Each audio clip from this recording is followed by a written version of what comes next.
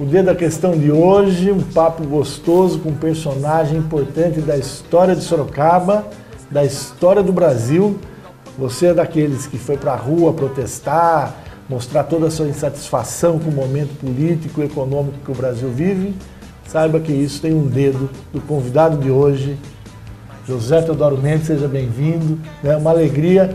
Depois do intervalo, você vai ver como é que foi essa participação, como é que esse sorocabano faz parte da história do Brasil. 30 anos da morte do Tancredo, 30 anos do momento da abertura política no Brasil e essa conversa gostosa com o Teodoro, tá bom? Até já, depois do intervalo.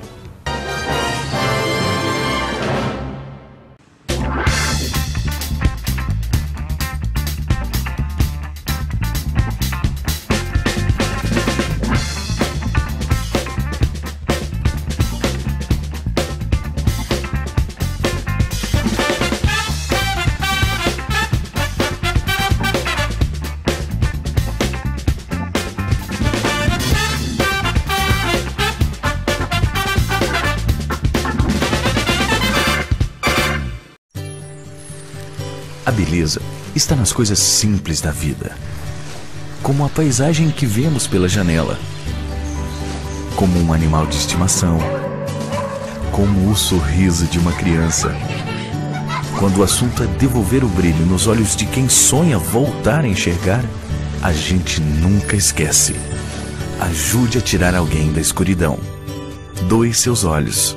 Banco de Olhos de Sorocaba.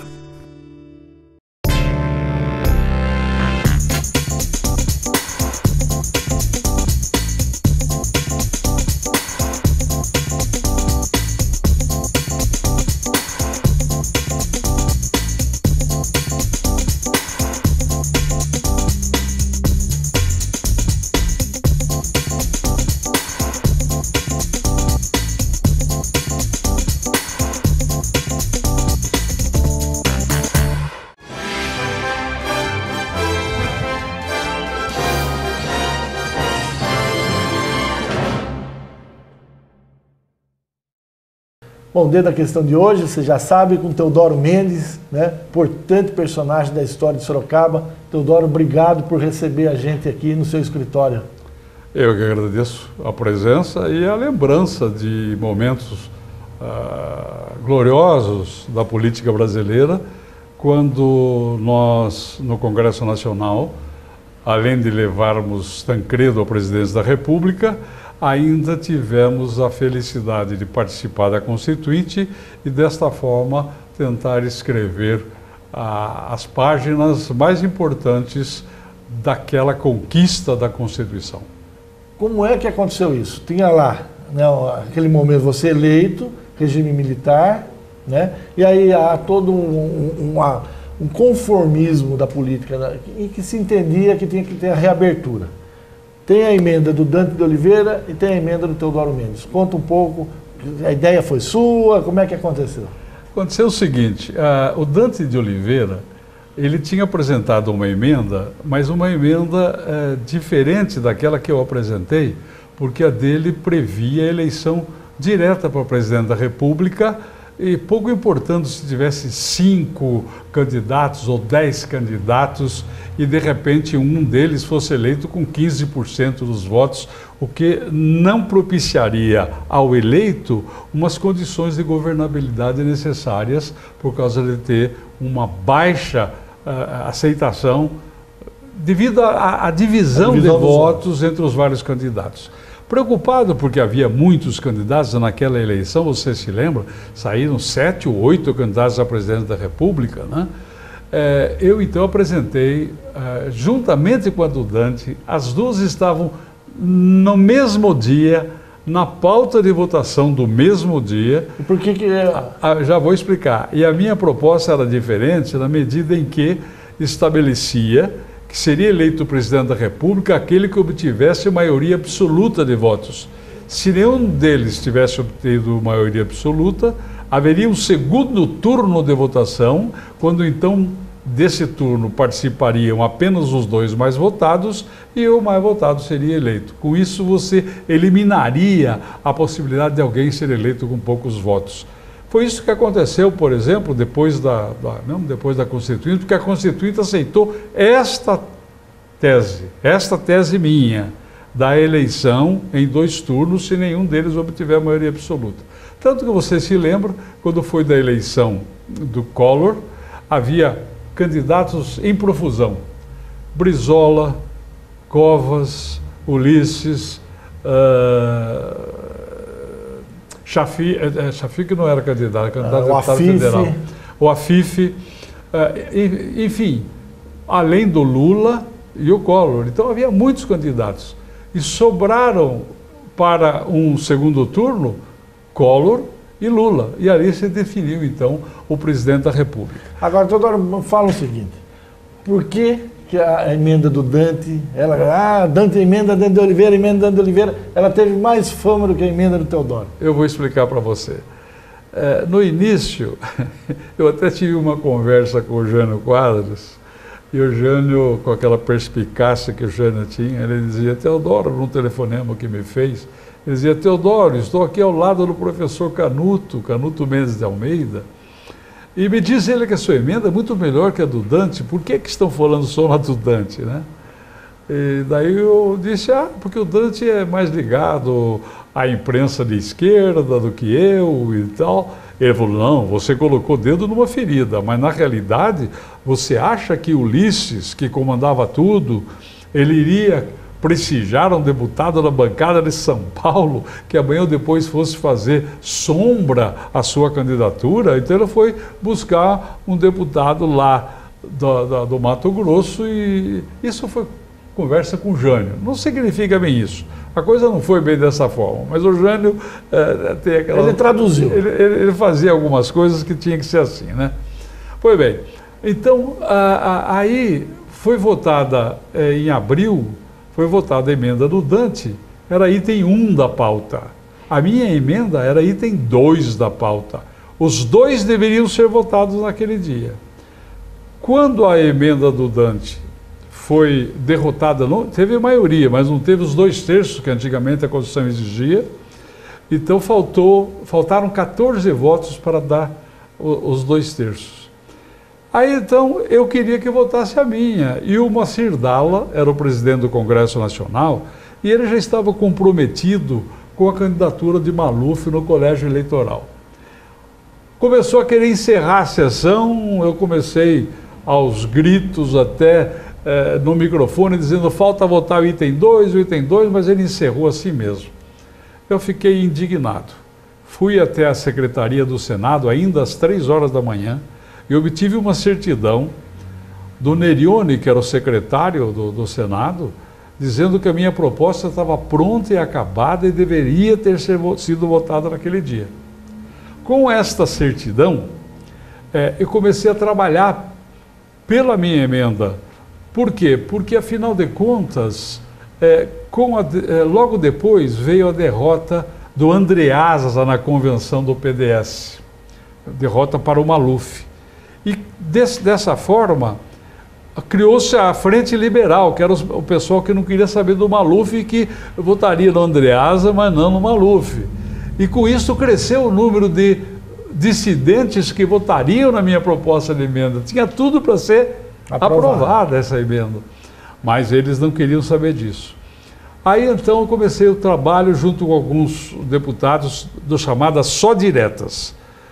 Éramos eu, o Pimenta da Veiga, o Lula, enfim, candidatos os deputados do PT, todos empenhados em tentar fazer votar a minha proposta de emenda constitucional. Depois disso, nós começamos a fazer reuniões, etc., para tentar fazer com que essa proposta fosse votada. Até o PT chegou a entrar com mandado de segurança no Supremo Tribunal Federal para obrigar o Moacir Dalla a colocar em votação a minha proposta. Esta emenda, todavia, foi rejeitada pelo Supremo sob a alegação de que se tratava de questão interna corporis, questão interna do próprio parlamento. Diante disso, nós continuamos o nosso trabalho. E o Brizola, por exemplo, dizia que Tancredo não se desincompatibilizaria do governo de Minas, onde ele era governador, se fosse pelas eleições, se passasse a emenda Teodoro Mendes em eleições diretas. Isso ele afirmava desde o liberal de Belém do Pará até o 0 Hora do Rio Grande do Sul. Olha, Dedo, esse é um depoimento que eu estou dando para você, de que poucas vezes eu dei, com tal minúcia, com tais detalhes. Diante disso, e pelo fato de que não se colocava em votação, e o Brizola acusando o Tancredo, ele quer ir para o colégio eleitoral, por isso que ele não quer emenda a Teodoro Mendes, papapá. Aí então, eu era vice-líder do MDB, do Pimenta da Veiga, cheguei para o Pimenta e falei, escuta, está ficando feio esse negócio. É preferível a gente falar com o Tancredo para ver como é que ele faz. Para ele dar uma declaração, para ele vir pedir por uma cidala que seja colocada em votação, porque ele tinha um cartaz assim, né? Aí então, falei com o Pimenta falou, vou convidar o governador para vir aqui no meu apartamento em Brasília para a gente conversar, você, eu e mais uns 4 ou 5 deputados para a gente levar o problema para o Tancredo. E o Tancredo apareceu, foi lá, eu participei, expliquei para ele o que estava acontecendo, fiz o meu discursinho para ele, e ele falou, não, nós vamos amanhã mesmo falar com o presidente do Senado, eu faço questão de ir junto para mostrar que eu vou me desincompatibilizar, seja por eleições diretas ou seja pelo colégio eleitoral. E se for aprovada a sua proposta, eu estarei disputando a eleição direta para a presidência da República. Era verdade ou era mentira? Alguns diziam que era brincadeira. Mas ele fez com tal veemência que eu disse o seguinte, não vou voltar para Minas hoje, amanhã cedo nós vamos conversar com o Dalla. Foi um dos momentos mais importantes da minha vida política. Atravessamos o Salão Verde da Câmara dos Deputados, depois do Senado. O azul? O Senado, do Senado, com Ulisses Guimarães, Montoro, eu, o governador de Minas, o Tancredo Neves, e cada um fez um discurso para o Dalla. Aí então o Dalla dizia, não, mas segundo a minha assessoria, a emenda do Teodoro está prejudicada. Com a rejeição da do Dante, o item 2 da pauta estaria prejudicado. E eu na hora disse, o senhor está completamente enganado. Se a do Dante fosse aprovada, a minha estaria prejudicada. Como a do Dante não foi aprovada, você imagina, pelo menos hipoteticamente, que os parlamentares afastaram a emenda Dante, que era o item 1, para poder votar o item 2, que fala de eleições de 2 turnos. Aí ele se desmontou, disse que ia ver melhor como ficaria e tal, mas na realidade a coisa continuou e não foi possibilidade. E aí então eu fiquei um pouco revoltado quando vi também que o meu MDB já estava caminhando para o colégio eleitoral. Sabendo que a minha emenda estava lá, e eu fiz um discurso da Câmara dos Deputados, que a Folha de São Paulo publicou na primeira página, eu de mãos postas, e eu disse o seguinte, a visão paradisíaca do poder cegou o meu partido. O senhor Diretas passou a ser o senhor colégio eleitoral. Isso com Ulisses na presidência da casa e eu falando isso do Ulisses. Bom, a gente vai continuar com essa história, saber aí o momento de quando o Tancredo é eleito no colégio e fica doente. Mas depois do intervalo não sai daí essa conversa, né, essa aula de história com o Teodoro Mendes. Muito bacana. Até já.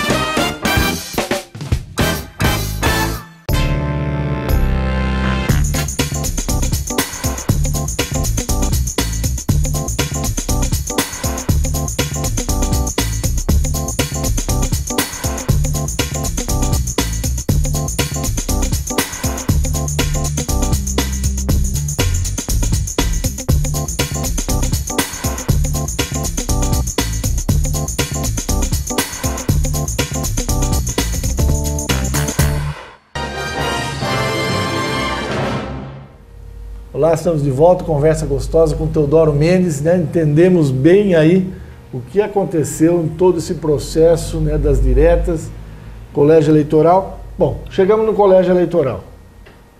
Isso tem 30 anos, né?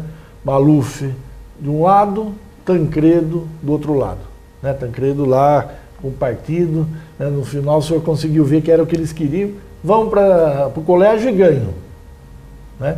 E a gente está comemorando esse momento agora, ele ganha e aí a doença. A eleição do Tancredo trouxe uma expectativa muito grande no país sobre mudanças, sobre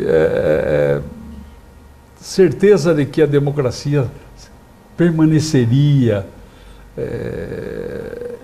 mesmo antes da Constituinte, não é? Então, Tancredo eleito representava tudo aquilo. E nós, que éramos eu também fazia parte da oposição, né? A gente passava a sentir, em qualquer lugar que você fosse da população, do povo, você sentia perfeitamente aquele afã de querer saber quando que Tancredo toma posse, quando que... Bom, sei dizer que... Isso acontecia por quê? Eles tinham cansado dos militares? A população queria esse anseio de mudança? Ah, sim, tinha. Por exemplo, o próprio movimento de diretas já mostrou essa insatisfação. Foi, né? Uma avalanche, né? Já mostrou essa... Agora, eu estava junto com o Luiz Eduardo Magalhães, que depois era para ser até candidato a presidente da República, o falecido Luiz Eduardo Magalhães. Eu estive com ele no Hotel Florentino, jantando na véspera da posse de Tancredo. Na véspera da posse de Tancredo. Nós já estávamos preparados para a posse e tal, e na véspera, no dia anterior à posse de Tancredo, nós estávamos lá jantando e tal, todos alegres. De repente, entra o ex-deputado Pacheco Chaves. Entra e rompe pela porta do restaurante dizendo: Tancredo foi internado. Está no hospital de base porque ele está com problema de diverticulite, foi uma infecção, e ele está internado. Talvez nem tome posse amanhã. E aí, então, foi um alvoroço geral dentro do restaurante. Meu Deus do céu, como vai ser agora, aquela coisa toda. O Sarney nem queria tomar posse. Daí, alguns militares, como o general Leônidas Gonçalves, foram garantir para ele e tal. E eu tenho um discurso que eu fiz no dia seguinte, quando alguns diziam que não, que tem que ser Ulisses, que tem que tomar, que tem que fazer nova eleição e tal. E eu mostrei que, na realidade, a posse do titular, se não possível, ele deverá ser substituído pelo vice ou sucedido pelo vice. Se a doença for passageira do presidente, ele vai ser substituído durante um determinado tempo, que foi o que aconteceu. Enquanto se estavam fazendo as cirurgias em Tancredo, etc., havia substituição, e Sarney assumiu como substituto de Tancredo, até o dia 21 de abril, quando ocorreu a morte de Tancredo, e aí então de substituto ele passou a ser sucessor do... Quem defendeu essa tese publicamente foi você? Não, muita gente, mas eu também, eu fiz um discurso. Mas você tinha uma substância jurídica... Exatamente, e dizia mais que tinha gente querendo pescar em águas turvas, foi uma das expressões que eu usei durante o meu... O Ulisses ficou de mal a morte com você. Não, porque o Ulisses também não queria. Depois, ele queria ser o candidato no colégio. Como não foi, depois ele não queria, não. O Ulisses não... Dizer que o Ulisses queria tomar o lugar do Sarney não é verdade. Ele sabia que, como primeiro-ministro, ele ia dominar o mandato do Sarney. Essa é a verdade. Agora, e a doença do Tancredo? Você tem alguma dúvida? Foi uma doença mesmo, uma fatalidade da vida? Ou sempre se aventa a possibilidade? Ele tinha sido advertido várias vezes de que deveria fazer aquela cirurgia. Várias vezes de que deveria fazer aquela cirurgia. Normalmente, o lugar certo para ele fazer seria em São Paulo, e não em Brasília. Ele pegou infecção hospitalar no Hospital de Base de Brasília. Ele não morreu de diverticulite, mas morreu de infecção hospitalar. Isso não foi... Isso está provado. Então, mas é fatalidade. Fatalidade. Não foi, Mas uma fatalidade que podia ser evitada principalmente por ele mesmo. Ele foi teimoso. Primeiro, ele já deveria, logo depois de eleito, ele já deveria ter feito essa cirurgia. Mas ele tinha medo de que os militares voltassem atrás e não deixassem nem Sarney tomar posse nem nada. Então ele ficou receoso e não quis fazer a cirurgia. Depois ele foi chamado para, em Lisboa, receber o título de doutor honoris causa. E ele foi. E teve dia lá que eu estava com febre até e estava lá em Lisboa recebendo a honoris causa, né? Então, isso tudo fez com que ele fosse para o hospital na última hora. Agora, eu acho interessante, rapaz, depois que eu vim aqui para Sorocaba, o pessoal dizia assim para mim, você acredita que o Tancredo morreu? Aí eles assassinaram. Aí um veio aqui no meu escritório e disse assim, ele levou 3 tiros a hora que ele estava descendo a escadaria da Catedral de Brasília. Falei para ele, em primeiro lugar, a Catedral de Brasília não tem escadaria, é rampa. Né? A primeira coisa é isso. Em segundo lugar, há uma tendência natural do povo em nunca acreditar que o seu líder morra de doença natural. Ulisses não morreu O helicóptero foi derrubado. Ulisses, né? O Castelo Branco também, o avião do Tancredo, o helicóptero do Tancredo bateu nos garotos que estavam fazendo, eram da aeronáutica, fazendo aqueles testes. Então o Juscelino foi assassinado também. E agora se provou que não foi. João Goulart foi assassinado. Pode perceber, todos. Você acha que Tancredo ia deixar de ser assassinado na escadaria da Catedral de Brasília? Então é interessante ver essa psicologia, essa psicologia popular, né? Getúlio, muita gente até hoje não acredita que ele se matou. Deram um tiro nele.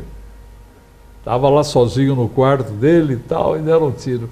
Nada disso. É a fatalidade. Bom, a gente está conversando com o Teodoro Mendes, uma aula de história, né, desse momento que a gente vive, né, 30 anos aí da morte do Tancredo, caminhando para os 30 anos aí da Constituinte em 2018, né, daqui faltam 3 anos ainda, e a gente tendo uma aula com o Teodoro. A gente vai para um rápido intervalo e volta para o último bloco do Dedo da Questão de hoje, tá bom? Até já.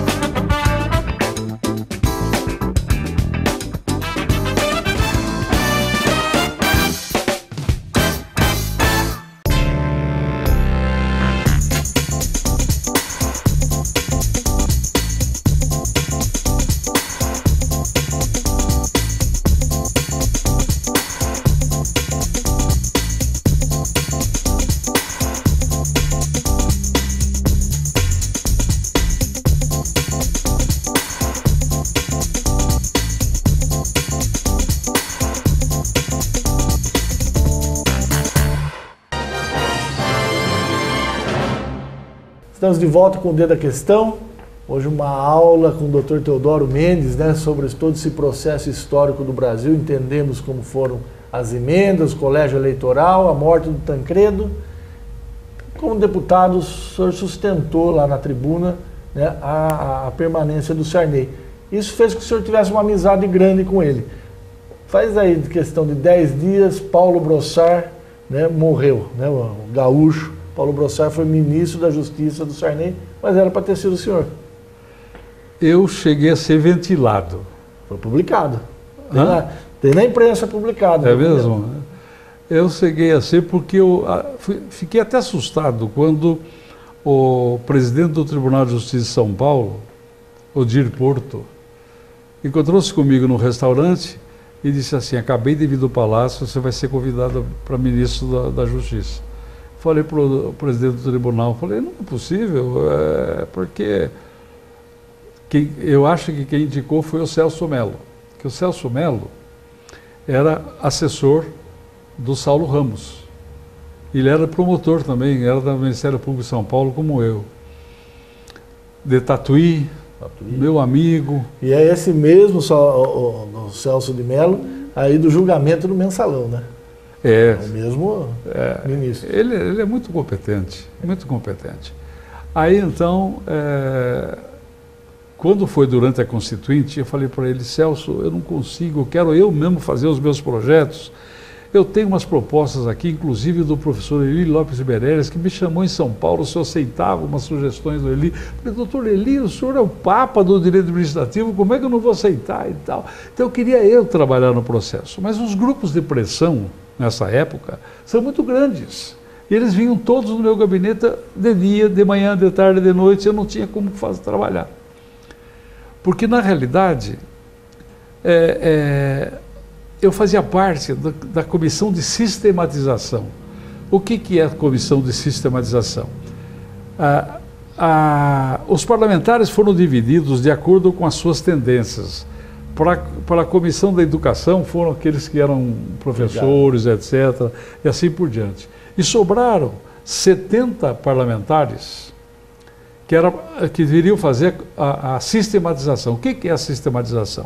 Você precisa tomar cuidado quando você faz um código ou uma constituição para evitar que um artigo aqui possa conflitar com outro artigo. Isso lá. A gente está falando da Constituinte já. Sim, mas eu quero voltar a isso aí. Tá. Então... Se não tiver essa sistematização... É como se fosse um jogo de xadrez, às vezes uma movimentação do peão da checkmate. Aí então eu falei para o Celso, eu não consigo trabalhar. E eu estava nesses 70. Quem eram esses 70? Fernando Henrique Cardoso, José Serra, eu, Geraldo Alckmin. Gente que está aí era hoje. O pessoal da cúpula do entendimento jurídico, tudo, sabe? E aí então ficamos, porque fomos os últimos a começar o trabalho efetivo, na medida em que nós íamos recebendo das várias comissões temáticas, que é conforme o tema, né? Organização do Estado, etc. E aí então eu falei para o Celso, eu não consigo trabalhar. Ele falou, faz o seguinte, vem aqui no meu gabinete. Ele falou, aqui eu tenho uma biblioteca fantástica, você trabalha sossegado, atenda os grupos de pressão de manhã e de tarde você vem aqui e trabalha sossegado aqui. Tudo bem, daí comecei a fazer meus trabalhos todos lá E aí surgiu essa amizade maior com o Celso Mello, e eu atribuo aí a intenção dele até a questão de alguns anos atrás, 2 anos atrás, ele me ligou, era umas 2h30 da tarde. A moça fala, é de Brasília, do Supremo Tribunal Federal. Eu falei, nossa, o que será? Peguei, era o Celso Mello. Teodoro, fiquei uns tempos lá em Tatuí, sentei no Banco do Jardim, que é a minha cidade, porque eu tinha tirado umas folgas aqui, e fiquei lá. De repente, alguns alunos seus me reconheceram, vieram conversar comigo. Olha, rapaz, eu fiquei orgulhoso de você, ele falou. Falei, você ficou orgulhoso de mim por quê? Ele falou, porque os elogios que os seus alunos fizeram do direito constitucional que você seleciona, me deixaram orgulhoso de um amigo como você. Eu falei, pô, orgulhoso estou eu de um ministro do Supremo ligar às 2h30 da tarde para dizer uma coisa dessas, né? É coisa que a gente não comenta, estou dizendo agora para você, mas é coisa que não... Porque você perguntou sobre isso, né? Da possibilidade de Ministério da Justiça, mas talvez fosse por aí que o Celso Mello deve ter indicado, e ele era ligado ao Saulo, e o Saulo não queria saber desse ministro. Até depois, quando o Sarney convidou o Saulo Ramos, ele falou, eu não vou ficar ganhando como ministro do Supremo, meu escritório em São Paulo de advocacia é muito melhor do que isso aqui, entendeu? Foi por aí a coisa. Bom, a gente teve essa aula hoje, né, com o Teodoro Mendes sobre esse processo histórico, esse momento. Você acha que se não fosse a ação daquele momento, né, do qual você teve o privilégio de fazer parte, eleito democraticamente, em resumo, essas manifestações de hoje seriam impensáveis, né? O Brasil seria outro, né? Ah, sim, sim, principalmente por causa dos quebra-quebra daqueles caras mascarados, que daí o regime militar não aceitaria de jeito nenhum. Seria diferente. Bom, o Dedo da Questão de hoje acabou. Eu sei que você quer saber sobre a Prefeitura de Sorocaba, a candidatura, como que ele abandonou a política, mas essa é para uma outra conversa, quando a gente vai falar um pouco de Teodoro Mendes aqui em Sorocaba. Hoje era essa aula mesmo, né, essa reflexão sobre esses 30 anos, né, da morte do Tancredo, né, e esse encaminhamento aí do que é Diretas Já, Constituinte, que também já a gente faz aniversário. Teodoro, obrigado. Eu que agradeço. Me dê a mão. Agradeço com muito prazer você ter vindo aqui no meu escritório e pelas palavras amáveis com que você se dirigiu à minha pessoa, os encômios que você me dirigiu e merecidos. Muito obrigado. Sempre merecidos. O Dr. Teodoro faz parte da nossa história, da história do Brasil. Não quer dizer que sempre a gente teve de bem, já tivemos muito pau, né, Teodoro? Já, no tempo que ele era petista, hoje ele tem vergonha de ser petista, entendeu? Ele me lembrou, eu lembrei para ele que quando ele era prefeito, tinha 11 anos, eu era da fanfarra da escola, aí eu fui com a zabumba, aí a zabumba soltou a baqueta, voou no palanque. Quase que pega na minha cabeça, rapaz, você já queria me agredir naquele tempo. Eu era criança. Nada como o tempo que passa e a gente pode conversar de igual para igual, com uma amizade grande, e eu ter a chance de reconhecer a importância, né, desse político, desse sorocabano, não só para a nossa história, para a história do Brasil. Gostei bastante, espero que você também tenha gostado do Dedo da Questão de hoje. Tchau, até a próxima.